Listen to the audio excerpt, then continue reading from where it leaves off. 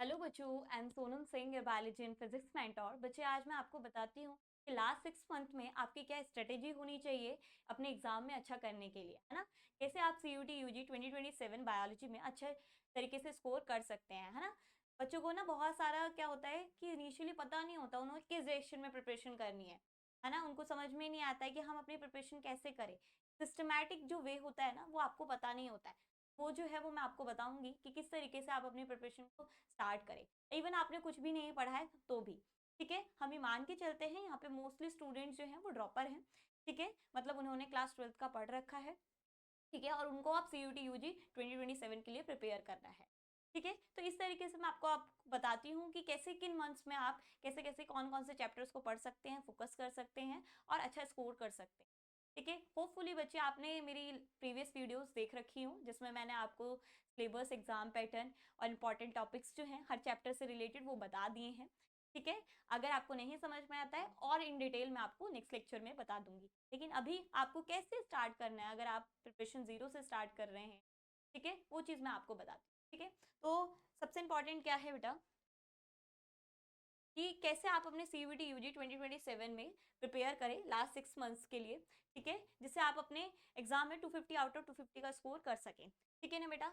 सबसे इंपॉर्टेंट क्या है, आपको सिलेबस पता होना चाहिए, ठीक है। आपको पता है कि आपका क्लास 12th का सिलेबस आएगा, है ना, CUT UG 2027 में, जिसमें टोटल चैप्टर आपकी 13 है, ठीक है। 13 चैप्टर आपके एग्जाम में आ रहे हैं आउट ऑफ 16 चैप्टर्स। 3 चैप्टर्स जो हैं वो आपके डिलीटेड है, तो डिलीटेड चैप्टर भी आपको पता होना चाहिए, तो दैट आपकी प्रिपरेशन और अच्छी सी हो। ऐसा ना हो आप अपना टाइम वेस्ट करें उन चैप्टर्स में जो आपके एग्जाम में नहीं आ रहा है। मैं अगेन बता देती हूँ वो चैप्टर आपको। फर्स्ट आपका reproduction in organism, second food enhancement करके है आपका, स्ट्रेटेजीज करके, थर्ड जो है आपका एनवायरमेंटल इशू। तीनों चैप्टर्स आपको नहीं पढ़ने हैं, रेस्ट बाकी जितने भी चैप्टर्स हैं वो आपको सारे पढ़ने हैं, ठीक है। कोशिश करिए बेटा जो आपका फर्स्ट मंथ हो, है ना, उस मंथ में आप जब बायोलॉजी को जब बुक उसकी ओपन करें तो वहाँ पे सेक्शन वाइज, यूनिट वाइज लिखे होते हैं। तो मैंने मंथली वाइज यहाँ पे लिख दिया है चैप्टर कि कौन कौन से चैप्टर्स आपको कंप्लीट करने हैं, और जब भी आप पढ़ें तो हमेशा अपने सिलेबस को लेके बैठे। वहाँ से आपको पता चलेगा आपने किन किन टॉपिक्स को पढ़ लिया है। इन डिटेल टॉपिक्स कौन से इंपॉर्टेंट है वो मैं आपको नेक्स्ट लेक्चर, लेकिन अभी ये याद रखो कि आपको कैसे प्रिपरेशन स्टार्ट करनी है अगर आप फर्स्ट मंथ से स्टार्ट कर रहे हो अपनी प्रिपरेशन। हम ये मान के चलते हैं ड्रॉप आपने ड्रॉप लिया है, ठीक है, ओके। तो सबसे पहले जो फर्स्ट मंथ में बेटा,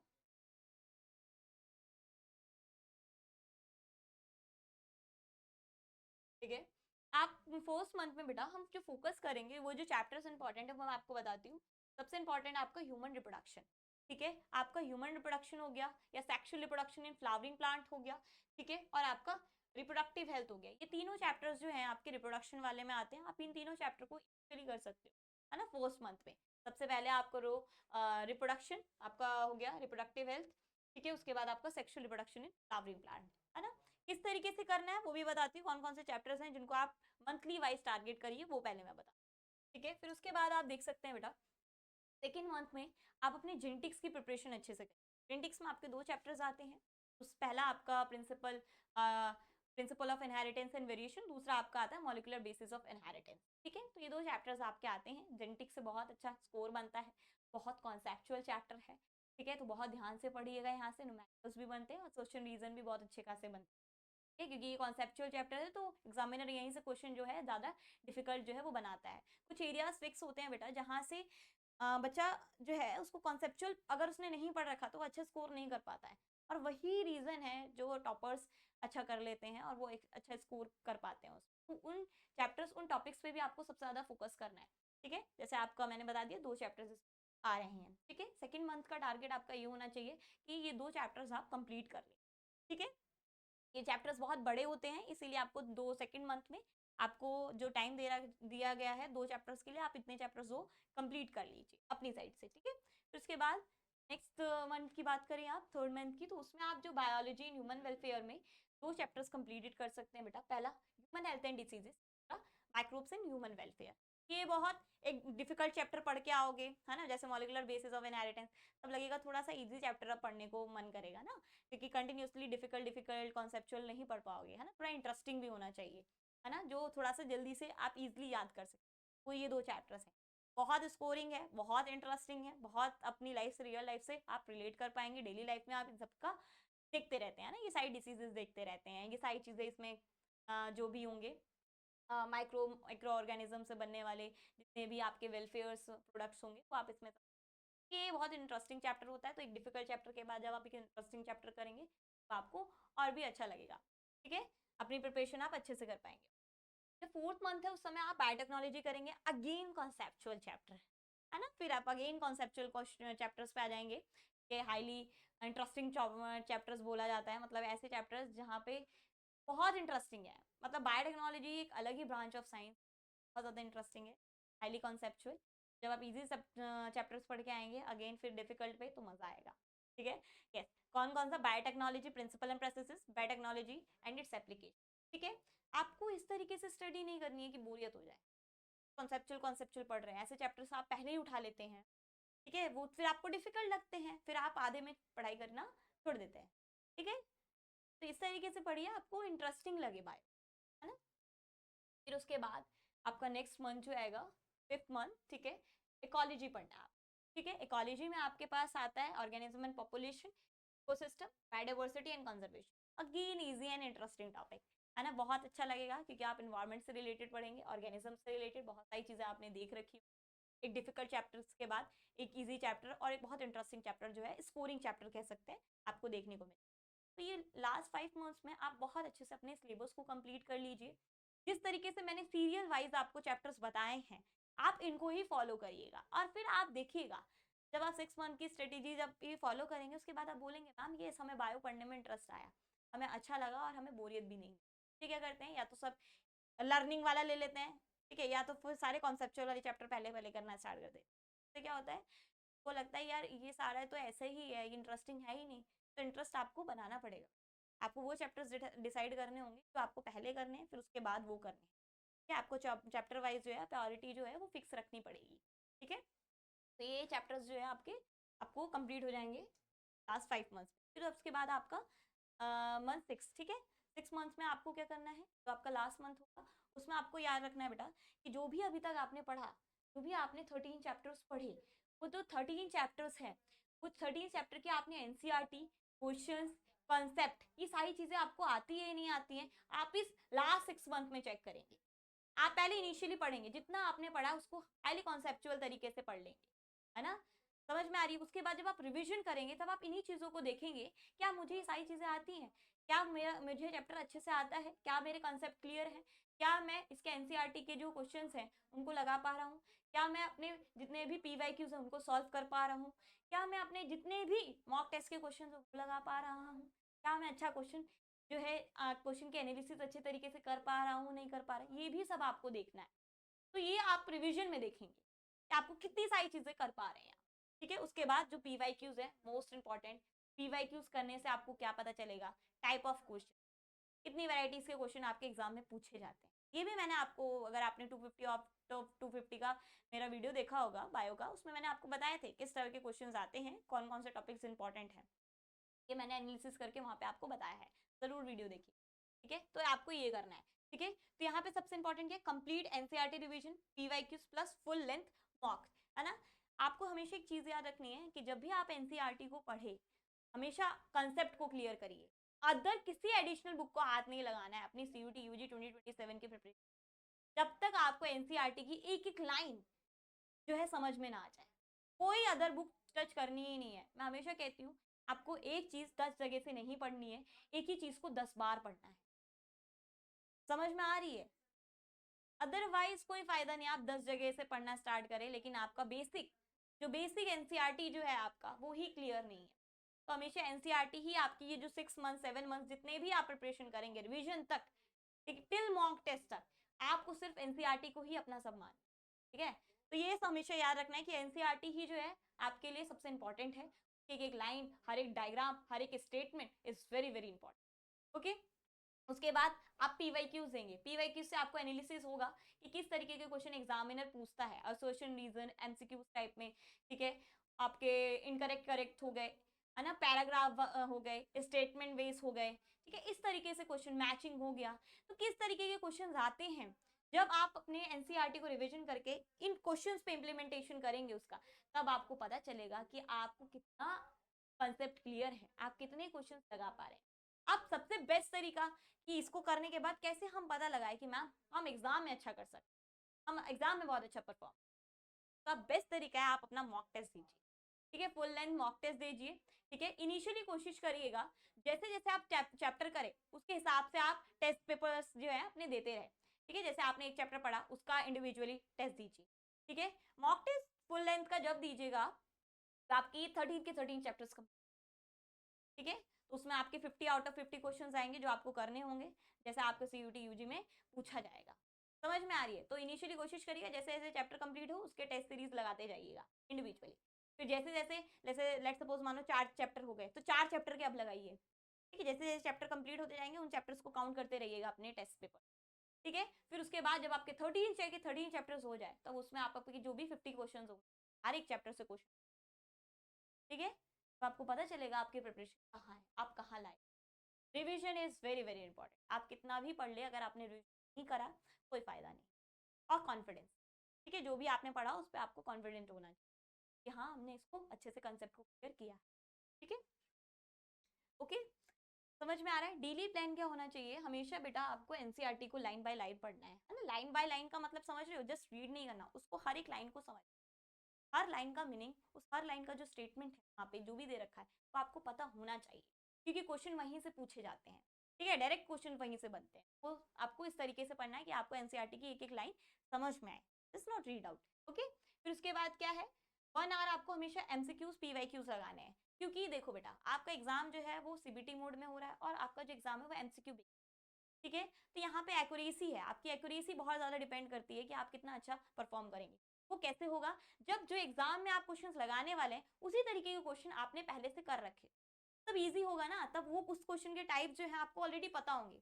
ऐसा नहीं होगा कि फर्स्ट टाइम एसोसिएशन देख रहे हैं, कंसेप्ट क्लियर है लेकिन इस टाइप के क्वेश्चन को सॉल्व कैसे करना है ये पता ही नहीं है, तो वो जो है ना वो स्ट्रॉन्ग कहाँ से होगा, वो आपका यहाँ से होगा एमसीक्यूज पीवाईक्यूज, तब आपको पता चलेगा कि एग्जाम में इसी तरीके के सिमिलर क्वेश्चन आएंगे, ठीक है। तो हम इजीली उसको कर पाएंगे, आप मेंटली प्रिपेयर रहेंगे कि एग्जाम में कैसे परफॉर्म करना है, राइट। उसके बाद आप 30 मिनट्स जो है हमेशा रिवीजन करिए, डायग्राम्स देखिए, टेबल्स देखिए, एग्जाम्पल्स रखिए, क्योंकि क्वेश्चंस हमेशा एग्जाम्पल्स टेबल्स यहीं से ज्यादा क्वेश्चंस पूछे जाते हैं, ठीक है। तो हमेशा जो भी एनसीईआरटी का हर एक एग्जाम्पल है वो आपके लिए बहुत ज्यादा इंपॉर्टेंट है, तो जरूर याद रखिए, डायग्राम्स को बहुत अच्छे से याद रखिए, स्टेप बाय स्टेप आप जो भी चीज पढ़ रहे हैं उसको अच्छे से रखिएगा, वो रीअरेंजमेंट है, आपको बोलेगा इसको रीअरेंज करके बताइए, ठीक है। तो इस तरीके के क्वेश्चन भी पूछे जाते हैं, mostly molecular basis of inheritance से होता है, रेप्लिकेशन ट्रांसक्रिप्शन और ट्रांसलेशन, ठीक है। तो ये आपको हमेशा, आपको हर दिन, ये हर दिन का बता रही हूँ मैं, आपको हर दिन ये करना है,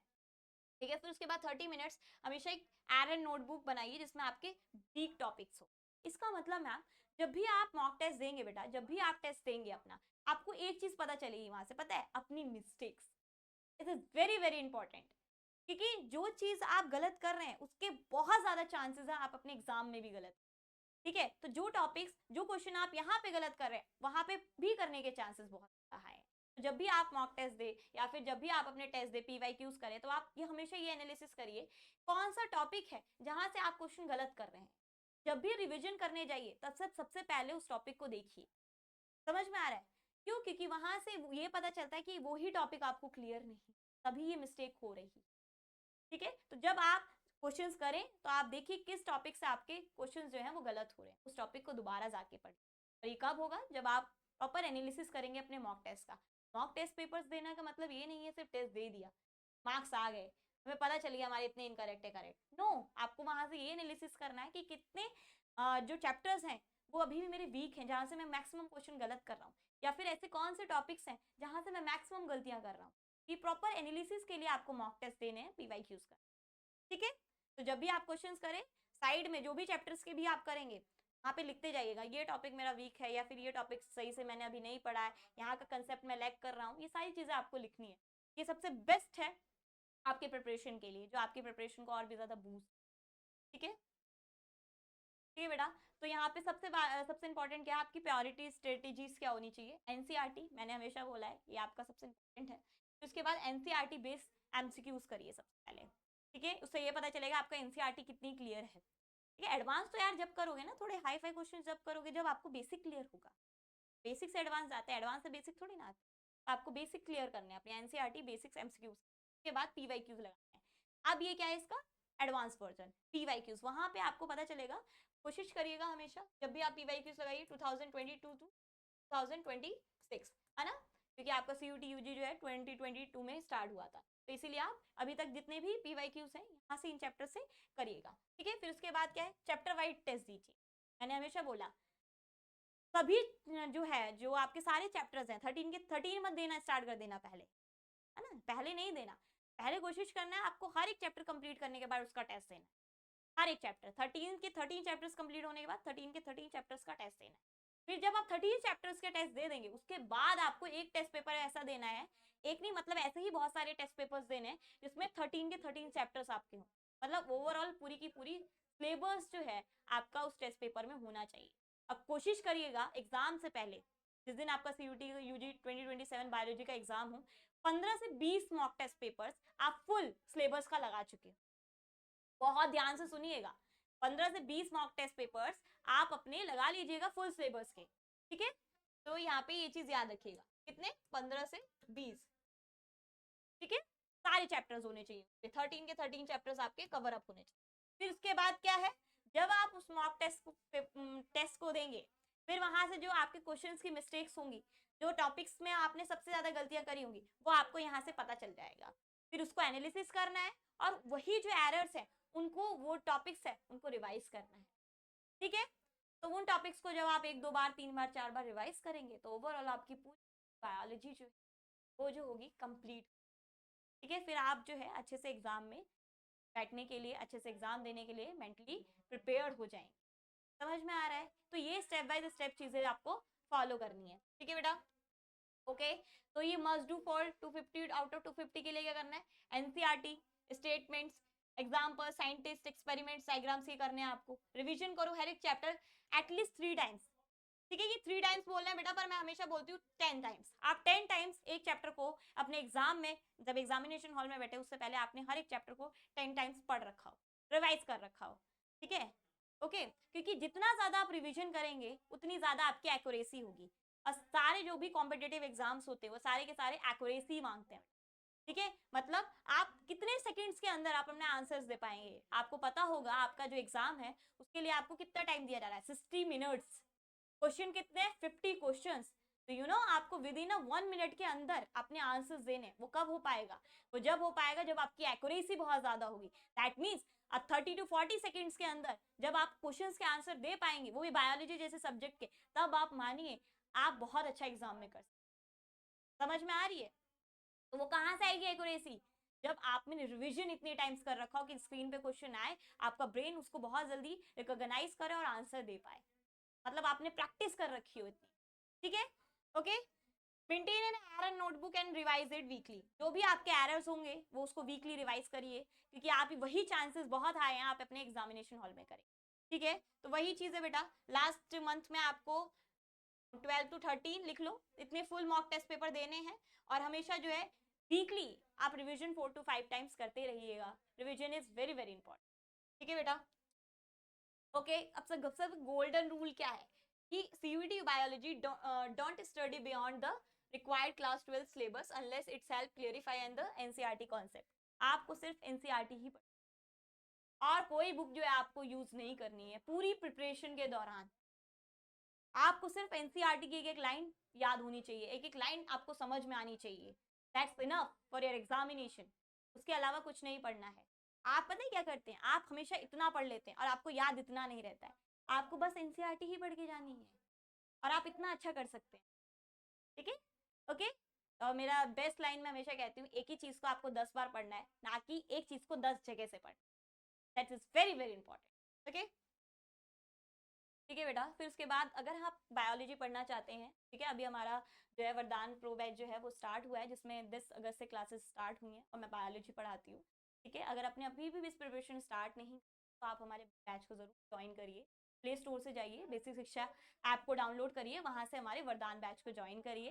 मैं आपको बायोलॉजी और फिजिक्स पढ़ाती हूँ और आपको बहुत अच्छे से सारे कंसेप्ट को क्लियर कराया जाएगा, है ना। आपको कंसेप्ट बेस्ड बायो पढ़ाई जाएगी, उसके साथ साथ आपको बेटा टीपीपी प्रोवाइड होगी हर लेक्चर की, आप एनालिसिस कर पाएंगे आपको कितना लेक्चर में समझ में आया। तो उसके बाद प्रैक्टिस शीट टेस्ट सीरीज हम आपको क्लास में खुद कराते हैं, ठीक है। तो ज़्यादा से ज़्यादा आपको क्लियरिफाई होगा हर एक टॉपिक, और रिविजन बहुत अच्छे से, ठीक है। तो ये सारी चीज़ें जो है बेटा आप अपनी पूरी प्रिपरेशन के दौरान याद रखिए, ठीक है। मंथली कैसे कैसे कौन कौन से चैप्टर्स को टारगेट करना है, और हमारे बैच को ज्वाइन करिए, ठीक है। अपनी प्रिपरेशन को हमारे साथ और भी बेहतर बनाए, ठीक है। Thank you so much.